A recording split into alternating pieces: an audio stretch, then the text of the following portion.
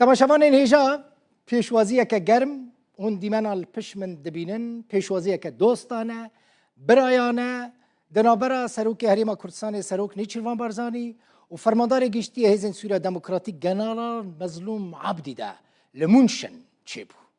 Wê Kurd van rojên konferansa asayişa Mûnşin di dîroka xwe de binivîsînin. Dilê her Kurdekî bêguman xweş bû. Dema ku min temaşe kir kêfa min jî gelekî ji van dîmena re hat. Serok Nêçîrvan bi üslûbê xwe yê taybet bi kenê xwe dema ku çû pêşiya General Mezlûm got bi xêr bey Seyda serçavan İlham Xan tu li ser seran hatî li ser çavan berzan kerem bike. Rûniştin axifîn hem rûniştin hem jî axaftina wan hinekî cuda bû. Serokê Herêma Kurdistanê weke birayekî serkirde pêşwaziya General Mezlûm Abdî kir.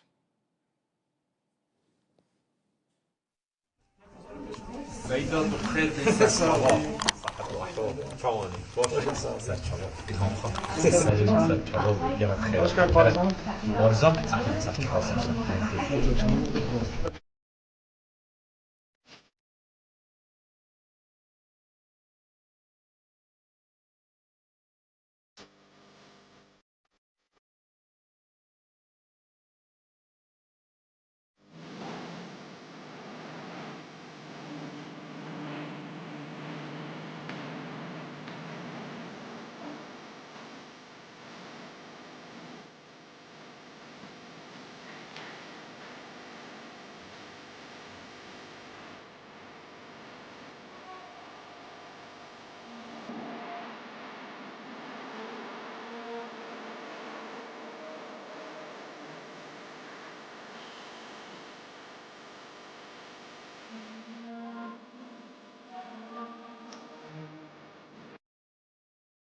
بله سەرۆک نێچیروان بارزانî bîriya Rojavayê Kurdistanê kiriye temaşevanê nêja.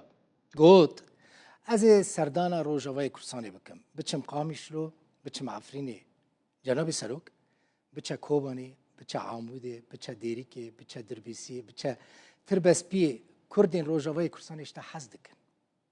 Lê dibêje ez nizanim em ê kengî biçin. Di konferansa xwe ya rojnamavanî de got ku li Mûnşin pêk hat dibêje piştgiriya gelê Kurd ji bo Rojavayê Kurdistanê serbilindî û şanaziyeke gelekî mezin e. Her wiha dibêje wan ji kompanyayên ji şîrketên Almanya welatên din xwestine ku li Rojavayê Kurdistanê kar bikin ji ber ku edî rêkeftinek di navbera Kurdan û Şamê de heye. Di konferanseka rojnamavanî de Serokê Herêma Kurdistanê Nêçîrvan Barzanî dibêje pêwîst e rêkeftina di navbera Hesedê û Şamê de bi temamî were cîbicîkirin û mafê Kurdan û pêkhateyên din di destûra nû ya Sûrî de bên garantî kirin. Her wiha xwest ene kese û aliyên dinyên siyasî jî di danûstandina da beşdar bibin ku bi Şamê re çê dibin. Her wiha behsa giringiya rola Serok Mesûd Barzanî jî kir. Nêçîrvan Barzanî behsa parêzgarê Hesekê Nûreddîn Îsa jî kir û got ew giring e bêguman. Serokê Sûrî Mersûmek ji bo wî derxist Hesedê parêzgar pêşniyar kiriye. Ew jî derfeteke edî parêzgarê Hesekê ji bo Kurdan û ji bo pêkhateyên din wê kar bike. Serok Nêçîrvan Barzanî dibêje axaftina wî li gel General Mezlûm Abdî û yên din ew e ku li Sûriyê beşdarî proseya siyasî bibin. Mezlûm Abdî bixwe jî dibêje beşdarî konferansa Mûnşinê bûye û bawer dikin ku ew jî di wê rê de diçe.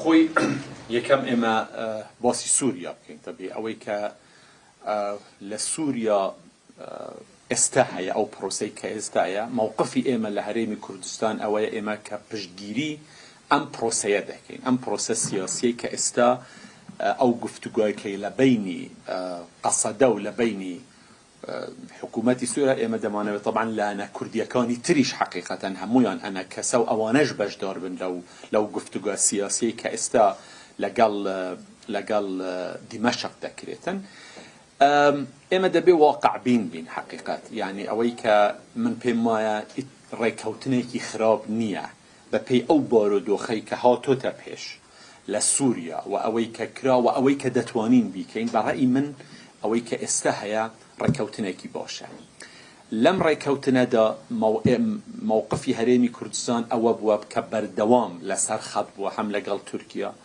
و هەم جەنابی سەرۆک بارزانیش لەگەڵ سەرۆک شەرع یعنی بە بەردەوام ئێمە قسەمان کردووە سیاسەتی ئێمە دەمانەوێ بە شێوەیەکی گشتی دەمانەوێ ئەم ڕێکەوتنە بە شێوەیەکی تەواو وەکو خۆی جێبەجێ بکرێ و ئارامی و سەقامگیری بگەڕێتەوە ئەوەی کە ئێمە زۆر دەختی لەسەر دەکەین ئەمەیە مافی کورد و نەک تەنها کورد و هەموو پێکهاتەکانی تر پێویستە لە دەستوری سووریا لە ئایندەدا ئەمانە هەمووی جێگیر بکرێن و ئەمە گەرانتیەکە بۆ ئەوەی هەموو لایەک هەست بە دڵنیایی بکاتن ئەوەی کە ئێمە مەبەسمانە و هەموو لایەکیش تەشجیع دەکەین کە ڕێکەوتن بکەن لە چوارچێوەی سووریایەکی موحەددا ئەوە سیاسەتی ئێمەیە لە هەرێمی کوردستان من پێم وە بەڵێ دەرفەت هەیە دەرفەتی حەل هەیە بەڵام ئەو مۆدێلەی کە ئەوان هەردوو لایەن دەتوانن ڕێکەوتنی لەسەر بکەن من پێم وە ئێمە بۆ خۆیان بەجێ بێڵین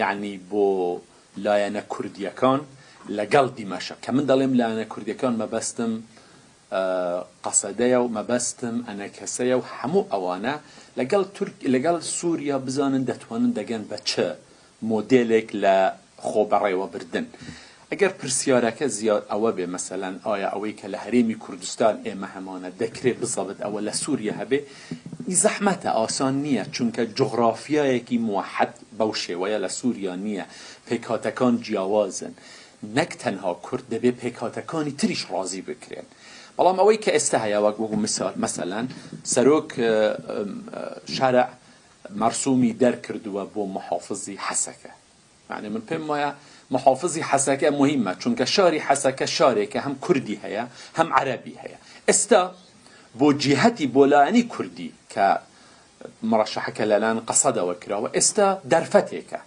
بۆ ئەوەی ئیسبات بکات کە لەوێ کە ئەمە پارێزگاری حەسەکەیە بۆ هەموو پێکهاتەکان ئێستا و دەرفەتە ئەو بتوانێت ئەوە بکە هەم خزمەتی کورد بکات هەم خزمەتی عەرەب بکات هەم خزمەتی هەموو پێکهاتەکان بکات خۆ هەموو خەڵک دوای خۆی دیفاعی لێ دەکات بەڵام ئەمانە هەمووی پێویستی بەوەیە گفتوگۆیەکی ڕێکوپێک ئێمە لەگەڵ جەنابی کاک مەزلوم جەنەرال عەبدی و لەگەڵ ئەوانی تریش قسەکەمان ئەوەیە ئێوە دەبێت لە پرۆسەی سیاسی لە سووریا بەشدار بن سووریا پایتەختی ئێوەیە ئێوە دەبێت بگەڕێنەوە بۆ سووریا و هەوڵێکی جدی بدەن ئەو کێشانەی کە هەیە حەلیان بۆ بدۆزنەوە لە چوارچێوەی سووریایەکی موحەد ئەمە سیاسەتی ئێمەیە و ئەم قسانەی ئێمەش لە نەتیجەی تەجروبەی هەرێمی کوردستانە کە پێیان دەڵێن ئێوە دەبێت بەم شێوەیە من پێشم وایە هەتا حدێکی زۆر طبعاً ئەو خۆشی لە منشن بەشدار بوو من پێم وایە وردە خەریکە بەو ئاراستەیە داڕوە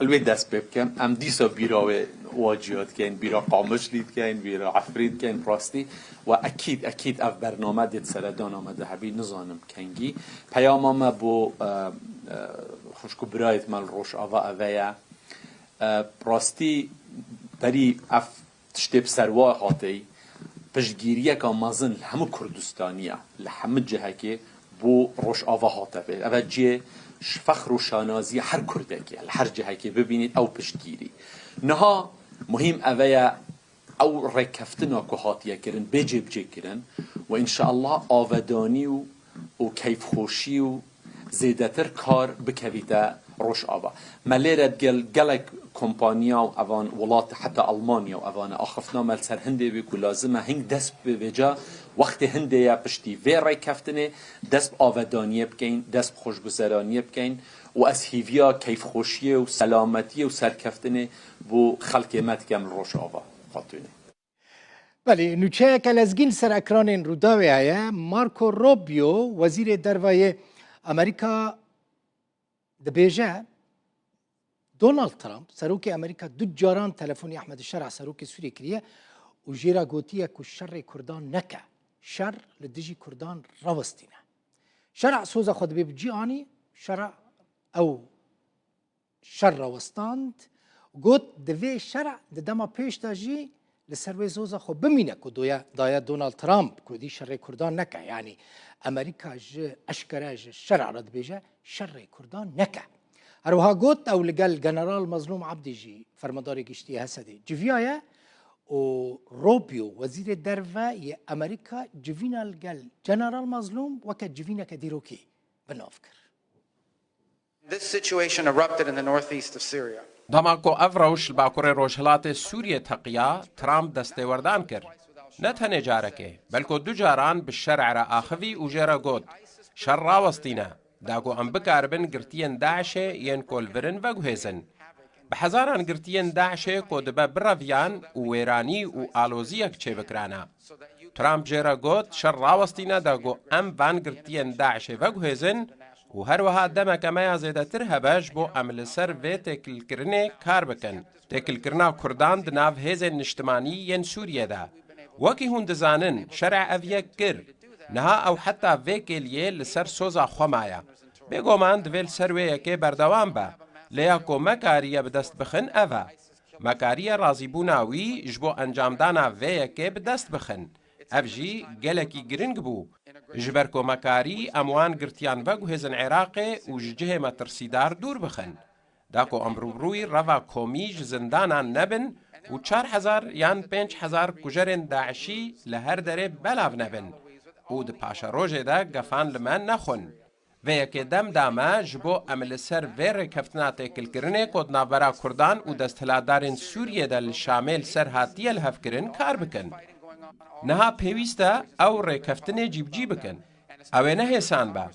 ریکفتنه دن هنه کو پیوسته لگل درزی، بدوی، علوی و همو پیک هاته انجباکه که گلک جدال سوریه بگهجنه.